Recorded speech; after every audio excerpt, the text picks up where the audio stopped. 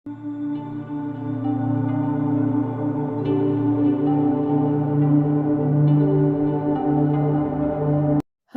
गांव में एक पति पत्नी का जोड़ा रहता है।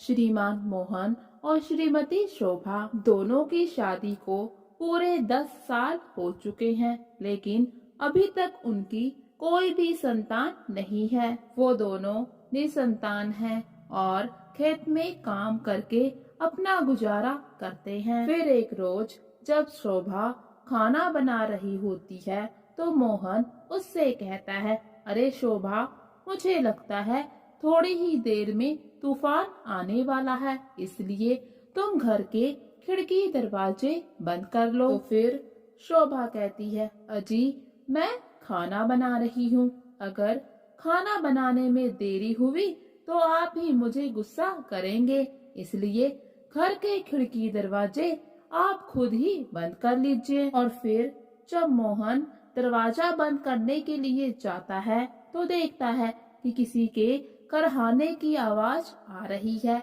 वो बाहर निकलता है तो देखता है जमीन में एक आदमी बेसुध सा पड़ा है। मोहन उसे बहुत आवाज देता है कि वो कौन है, कहाँ से आया है, यहाँ पर क्यों गिरा पड़ा है, लेकिन वो आदमी कोई भी जवाब नहीं देता। उसकी हालत देखकर मोहन समझ जाता है कि ये आदमी बुखार की वजह से बेहोश हो गया है। मोहन उसे अंदर ले आता है। ये देखकर उसकी पत्नी शोभा उसे बहुत गुस्सा करती है कि ऐसे अनजान आदमी को तुम घर के अंदर ले आए, वो भी रात के समय में। तो फिर मोहन बताता है, अरे शोभा, ये बेचारा बाहर बीमारी की वजह से गिरा पड़ा था, मैंने सोचा क्यों ना इसकी मदद कर दूं, इसीलिए इसे घर के अंदर ले आया। ये बेचारा अगर सारी रात बाहर ठंड में पड़ा रहता तो मर जाता। शोभा अपने पति मोहन से कहती है, मैं जानती हूँ कि आप इसकी मदद करना चाहते हैं, लेकिन जरा इसके कपड़े, इसका चेहरा तो देखिए, मुझे इसको देखकर कुछ भी ठीक नहीं लगता। मोहन शोभा को समझाता है कि ये इंसान एक साधारण इंसान है। शोभा, तुम चिंता मत करो, मुझे तो ये कोई अनाथ लगता है, बस इसीलिए उस पर तरस खाकर मैं उसे घर के अंदर ले आया।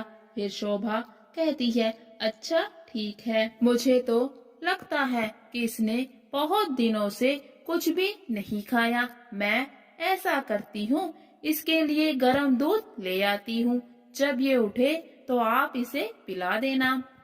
मोहन शोभा से कहता है, मैं जानता हूँ कि तुम मुंह की कड़वी जरूर हो, लेकिन दिल से बहुत ही दयालु हो।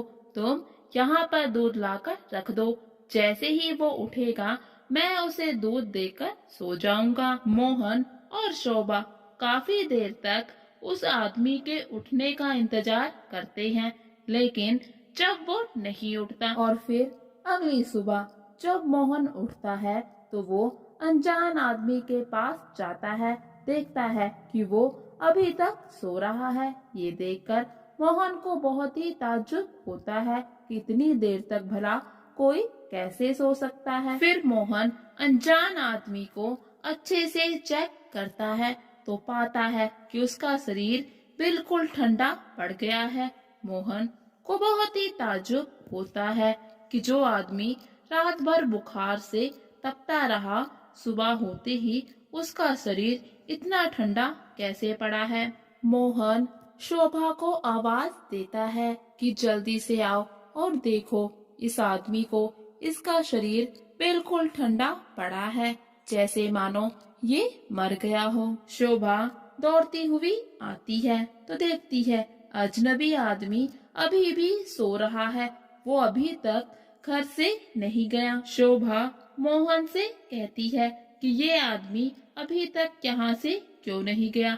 तो मोहन शोभा को बताता है, मैंने इसीलिए तो तुम्हें बुलाया है कि ये आदमी मुझे लगता है कि मर चुका है। शोभा मोहन पर बहुत ही गुस्सा होती है कि उसने उसे मना किया था कि ऐसे किसी अजनबी को घर पर ना रखें। मोहन शोभा से कहता है, अरे भाग्यवान, तुम मुझे बाद में कोस लेना, लेकिन अभी तो ये सोचो कि अब हम क्या करें। शोभा मोहन से कहती है, देखो इसके पास ये पोटली है, इसे खोल कर देखो, शायद इसके बारे में कोई जानकारी मिल जाए। फिर मोहन जैसे ही पोटली देखता है तो पाता है कि उसमें बहुत सारे सिक्के और एक खत होता है, जिसे देखकर शोभा कहती है, अजी जल्दी से ये खत पढ़िए, इसमें क्या लिखा है।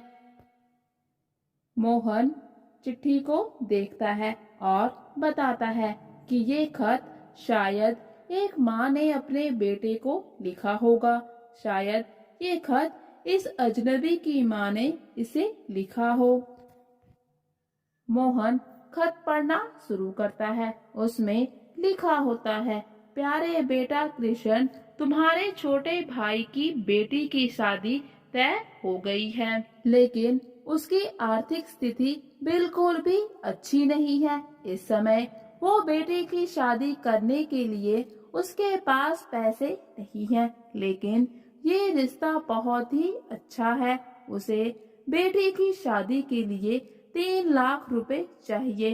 बेटा तुम उसकी मदद करो, जल्दी से पैसों का बंदोबस्त करके घर चले आओ। और हाँ बेटा, हमने घर बदल दिया है, मैं तुम्हें नए घर का पता लिख रही हूँ। खत मिलते ही तुम जल्दी से चले आना। और हाँ बेटा, पुराने विवादों को अब भूल जाओ।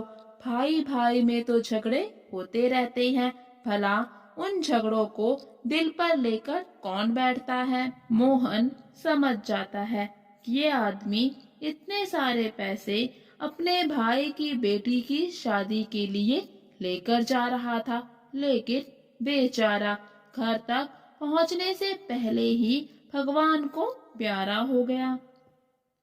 अच्छा हुआ कि इसकी जेब में ये खत था, इस खत से इसके भाई का पता चल गया। शोभा मोहन से कहती है, आप जल्दी से तैयार होकर ये खत और पैसे लेकर इसके भाई के घर जाइए और उनको सब कुछ बता दीजिए। आपके आने तक मैं यहीं रुकती हूँ। घर को ताला लगाकर पड़ोस के घर में बैठ जाती हूँ। मोहन भी बिल्कुल ऐसा ही करता है। वो जल्दी से उस पते पर निकल पड़ता है।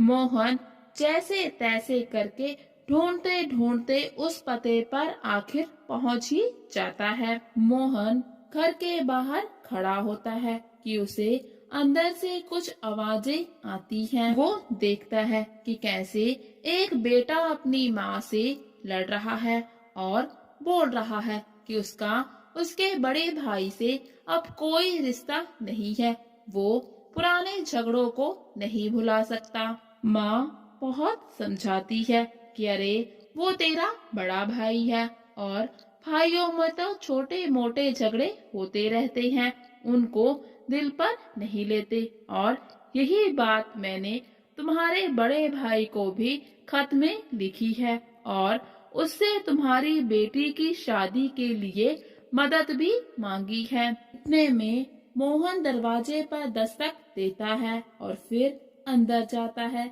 अंदर जाकर खत और सिक्कों की पोटली उनको देता है और सारी बात बता देता है। कृष्णा की मौत की खबर सुनकर उसका भाई और माँ फूट फूट कर रोने लगते हैं। छोटा भाई ये सुनकर कि उसका बड़ा भाई उसके बेटी की शादी के लिए उचित धनराशि लेकर आ रहा था, बहुत दुखी होता है और कहता है, मैंने अपने बड़े भाई की कदर कभी नहीं की। मैं तो आखिरी समय में उनसे माफी भी नहीं मांग सका। और फिर से रोना शुरू कर देता है। इतने में वहाँ पर एक आदमी आता है, जिसको देखकर दोनों माँ बेटे रोना बंद कर देते हैं और उसे एक टुक देखते ही रह जाते हैं।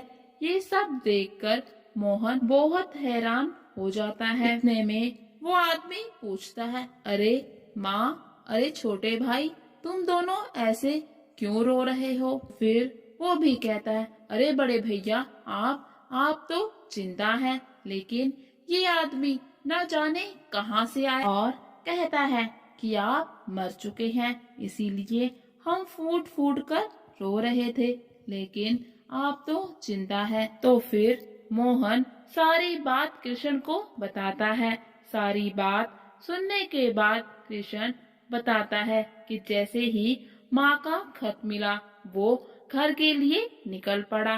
रास्ते में उसे एक भिखारी मिला, जिस पर तरस खाकर मैंने उसे एक सिक्का दे दिया, जिससे भिखारी के मन में लालच आ गया और उसने कब मेरी ये पोटली चुरा ली मुझे पता भी नहीं चला। और मुझे लगता है कि ये वही भिखारी है जो आपके घर पर मरा पड़ा है। और फिर कृष्ण का छोटा भाई मोहन के सामने हाथ जोड़ता है और कहता है, आज आपकी वजह से मेरे मन में जो भी मेरे बड़े भाई के लिए मन मुटाव था वो दूर हो गया। मोहन कहता है, ये सब मेरी वजह से नहीं हुआ, बल्कि उस भिखारी की वजह से हुआ है, जिसने मरने से पहले आपके भाई की चोरी की और मेरे घर पर आकर मर गया। अगर वो ना होता तो मैं यहाँ कभी भी नहीं आता। असल में आप दोनों भाइयों को मिलवाने का श्रेय मुझे नहीं, बल्कि उस भिखारी को जाता है। मोहन आगे कहता है, अच्छा अब मुझे आज्ञा दीजिए, घर जाकर मुझे उस अनाथ भिखारी का अंतिम संस्कार भी करना है। तो फिर दोनों भाई कहते हैं, आप अकेले नहीं जाएंगे, हम भी आपके साथ आएंगे और उस अनाथ भिखारी का अंतिम संस्कार करेंगे।